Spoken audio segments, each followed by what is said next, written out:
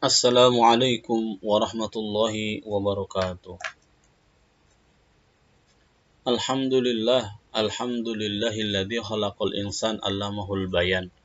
Asy-syamsu wal qamaru bihusban wan najmu wasyajaru yasjudan.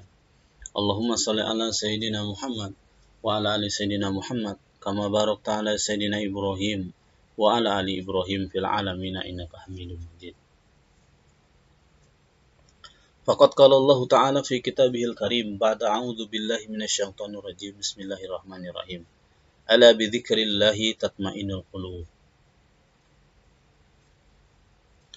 Afala yanzuruna ilal ibili kaifa huliqat wa ilas sama'i kaifa rufi'at wa ilal jibali kaifa nusibat wa ilal ardi kaifa sutihat. Fadzakkir innama anta mudzakkir lasta 'alaihim bimusaitir illa man tawalla wa kafar fayu'adzibuhullahul 'adzabal akbar inna ilaina iyabahum summa inna 'alaina hisabahum. Shadaqallahul 'adzim. Para jamaah yang dimuliakan oleh Allah Subhanahu wa taala, marilah kita ucapkan alhamdulillah sebagai zikir kita kepada Allah Subhanahu wa taala agar batin kita ini tenang, agar batin kita ini memiliki rasa syukur kepada Allah Subhanahu wa taala. Kedua, salawat dan salam marilah kita haturkan kepada junjungan Nabi besar Muhammad sallallahu alaihi wasallam beserta keluarga beliau, sahabat beliau, umat beliau yang senantiasa mengikuti ajarannya sampai yaumil akhir kelak. Tentunya syafaatnya lah ataupun pertolongannya lah dengan izin Allah Subhanahu wa taala yang kita nantikan, di mana di akhirat nanti segala aib kita dibuka, segala tingkah laku kita dibuka. Tidak ada yang dapat menolong kita, tidak ada yang dapat membantu kita melainkan dari syafaatnya Nabi Muhammad sallallahu alaihi wasallam. Semoga kita mendapatkan syafaatnya di akhir kelak. Amin ya rabbal alamin. Para jamaah yang dimuliakan oleh Allah Subhanahu wa taala, di era modern ini kita mungkin akan dihadapkan dengan banyak persoalan-persoalan, yakni terutama persoalan batin. Yang dimana kalau kita melihat kita masa hidup di 90-an ataupun 80-an, satu singkong dengan satu gelas kopi itu sudah membuat kita memiliki rasa syukur yang luar biasa ketika kita dapat menikmati hidangan tersebut. Tapi di era modern saat ini, di mana semuanya cepat saji dan lain sebagainya, yang namanya singkong, makanan terdahulu itu mungkin sudah sangat sulit untuk ditemukan. Gitu. Nah, perubahan-perubahan yang begitu cepat di era modern ini memacu kita ataupun memacu manusia juga ingin cepat berubah. Gitu. Ingin cepat berubah. Sehingga ini juga akan memiliki pengaruh psikologi terhadap manusia. Ya, ini jadi ingat perkataannya Socrates ya. Ya, ini bagaimana sebuah imateri ataupun wujud imateri dimaterikan gitu. Nah, ini agak susah begitu. Contoh begini. Smartphone itu adalah materi. Dia jadi berbentuk materi. Di dalamnya ada software dan hardware. Nah, itu awal idenya adalah imateri. Dalam rangka apa? Dalam rangka memenuhi kebutuhan manusia. Nah, itu smartphone. Makanya tidak heran orang yang ketika handphonenya berdering itu langsung was-was. Was-was itu bisa begini, ini panggilan dari siapa, apakah dari mana dan sebagainya. Hal itu was-was yang kecil gitu.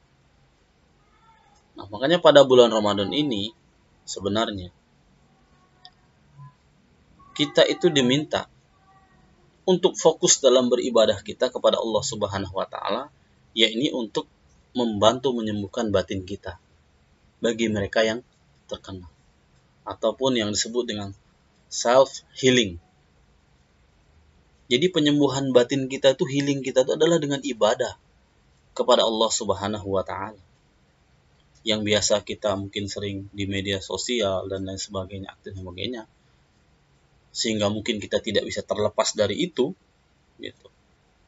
Nah, di bulan Ramadan ini itu coba kita kurangi sedikit demi sedikit.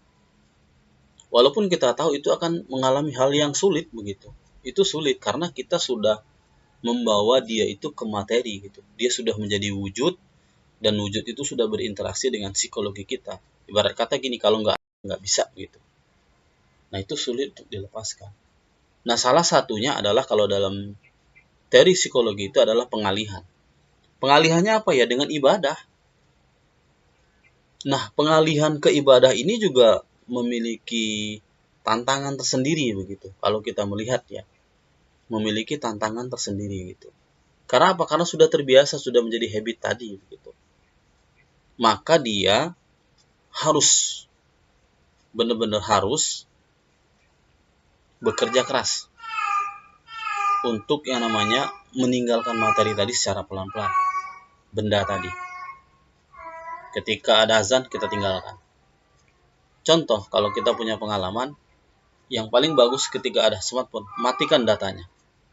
Ketika datanya dimatikan, maka kita otomatis tidak akan mendengar yang namanya WA berbunyi, bergetar, tidak akan mendengarkan.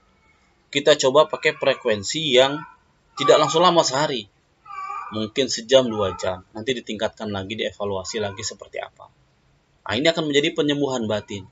Karena kalau kita melihat pengkajian-pengkajian ataupun penelitian, memang smartphone ini memang memberikan dampak banyak. Orang kurang berkomunikasi, orang kurang berinteraksi, dan lain sebagainya gitu. Walaupun ada dampak positifnya, setiap teknologi, setiap benda yang dimunculkan itu, yang diciptakan oleh manusia itu pasti orang bertujuan adalah ingin memberikan manfaat. Nah, tetapi bagaimana ketika yang jadi pertanyaan kita adalah ketika mudaratnya lebih banyak daripada manfaatnya, maka itu akan menjadi pertanyaan kita. Kita harus mencari solusi itu. Nah, ini yang jadi perdebatan di antara kalangan-kalangan ilmiah itu seperti itu gitu. Nah, Al-Qur'an menjawab itu gitu.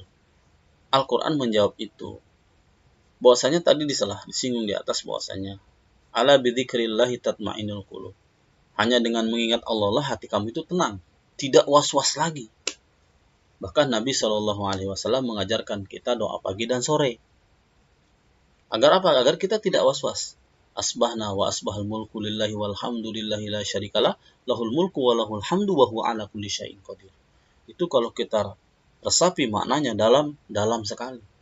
Allah di sore itu adalah penguasa, tidak boleh disekutukan dengan sesuatu apapun, dan Allah itu maha menguasai segala apapun. Syai'in qadir. Kemudian ditambah dengan surat 3 Kul huwallahu ahad, ataupun surat Al-Ikhlas 3 kali, Al-Falaq 3 kali, kemudian Anas 3 kali. Surat Kulhu kita tahu kalau kita membacanya 3 kali, maka ibarat kita membaca hampir sepertiga Al-Quran. Kalau saya tidak salah ya, nanti tolong dibenarkan. Kemudian ketika kita membaca surat Al-Falaq dan Anas, maka kita akan terlindungi dari namanya orang hasad, sihir, was-was, penyakit hati was-was itu, dan bisikan-bisikan manusia. Dan bisikan-bisikan manusia itu adalah hoax itu gitu. Yang kalau setiap hari kita lihat hoax itu, negatif itu, maka kita akan cenderung kepada sana. Inilah yang akan menimbulkan yang namanya penyakit batin bagi kita. Wah, dia sudah tenang gini dia itu seperti itu.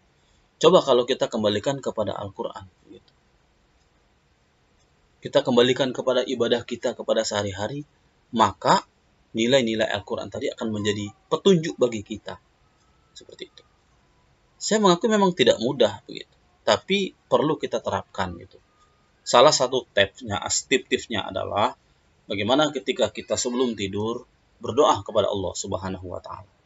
Membuat catatan kecil. Ya Allah, hari ini aku bersyukur kepadamu. Ya Allah, terima kasih Engkau telah memberikan kenikmatanku pada hari ini. Besok aku akan pagi kepadamu bersyukur lagi kepadamu, dan aku akan lebih banyak memprioritaskan ibadah-ibadah yang positif kepadamu, ataupun perilaku-perilaku yang positif kepadamu. Nah, itu kita mulai pelan-pelan buat dari situ. Ya, moga nanti memberikan perubahan sedikit demi sedikit kepada kita. sebelum kita masuk kepada ranah yang lebih dalam, yakni bagaimana kita harus membaca Al-Quran, mungkin sehari mungkin 1 lembar, kemudian sampai setelah 1 hari 1 lembar kita konsisten, mungkin kita sebulan bisa 1 juz ataupun 3 juz gitu kan. Kemudian 1 tahun berapa? Nah, itu dimulai dari hal-hal yang seperti itu begitu. Tapi tetaplah, walaupun kita istilahnya itu ada gejolak batin di dalam diri kita, maka tetaplah kembali ke Al-Quran. Iqra'ul Quran. Tetaplah membaca Al-Quran. Karena hanya dengan Al-Quran lah kita itu akan tenang. Begitu. Mungkin cukup sekian, lain kesempatan kita lanjutkan kembali. Assalamualaikum warahmatullahi wabarakatuh.